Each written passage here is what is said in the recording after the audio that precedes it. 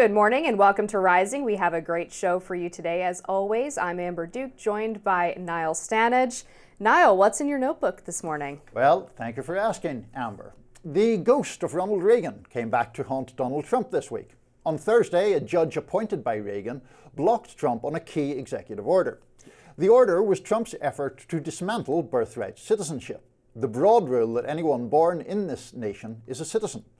And yes, there are exceptions, but they're exceptionally narrow. Children born to foreign diplomats, for example. Now, you can agree or disagree with the idea of birthright citizenship, but it's in the Constitution, clear as day. Trump, to be fair, has said for a while that he's going to try to end birthright citizenship, so his opponents were ready when he released the order. It has been met with at least 6 lawsuits already, and the plaintiffs include 22 states. The first judge to rule on the challenges was John Coughenour, who I hope I'm pronouncing his name correctly. In any event, he's a US District Judge in the Western District of Washington, and he was named to the bench in 1981. The judge drew on his long experience to tell Trump's team that they were talking nonsense. Quote, "I've been on the bench for over 4 decades, Coughenour said. I can't remember another case where the question presented was as clear as this one. This is a blatantly unconstitutional order." Coughenour even went so far as to ask the attorney representing Trump's Justice Department whether he really believed what he was saying. Quote, "Frankly, I have difficulty understanding how a member of the bar could state unequivocally that this is a constitutional order. It just boggles my mind," the perplexed judge said.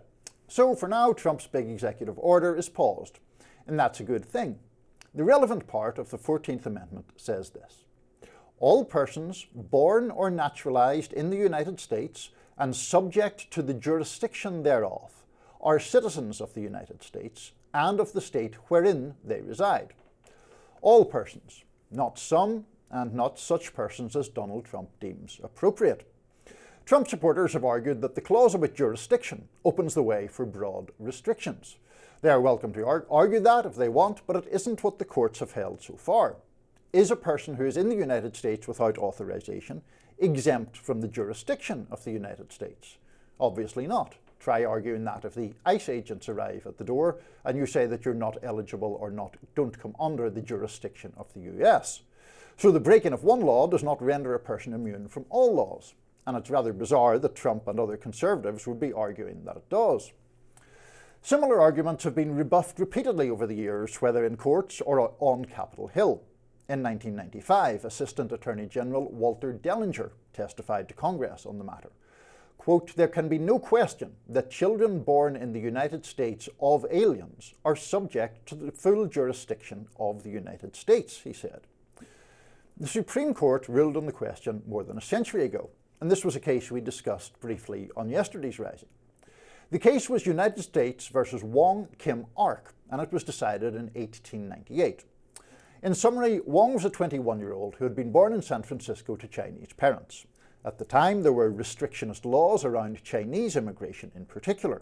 Wong's parents not only were non-citizens, but they were going to stay that way. They had no path to citizenship, you might say.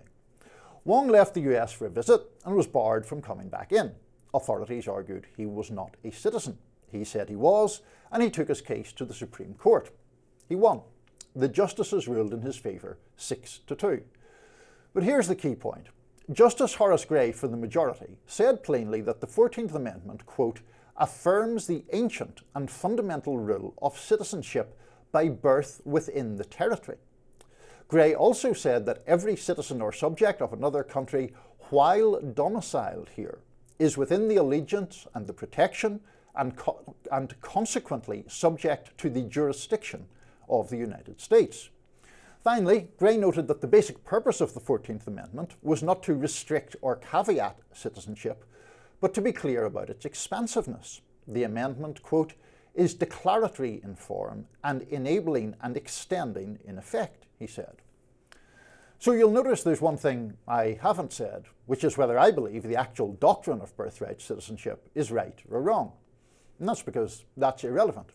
It's in the Constitution, and it has been upheld by the courts, regardless of what I think, or of what Donald Trump thinks for that matter. Trump did get one thing sort of right on this question, and that happened last month.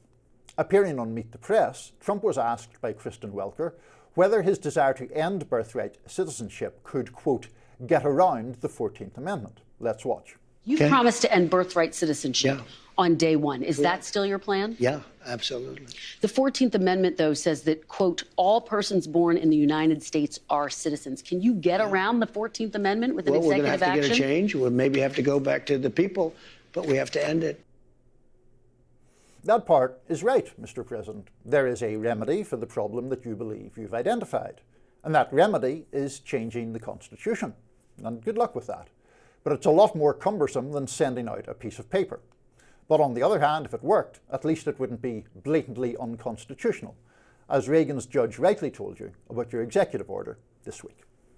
So we're going to have a disagreement about this, I think, I Amber. suspect so. But I mean, I've laid out my position there, so you go for it. Tell me why you think I'm wrong. Yeah, absolutely. So I was briefed on this earlier this week by some pretty smart attorneys, and their contention is that they have the correct interpretation of the 14th Amendment, which is supported by the 1866 Civil Rights Act, which states that all persons born in the United States and not subject to any foreign power, excluding Indians not taxed, are hereby declared to be citizens of the United States. So they contend that in the jurisdiction thereof is not solely people who are subject to American laws, which is why foreign diplomats would be excluded from birthright citizenship because they typically have diplomatic immunity. But they also cannot be subject to having allegiances or under the jurisdiction of another foreign power. And that's where you have people who are either on temporary visas, green cards, or illegal aliens being exempt from that statute.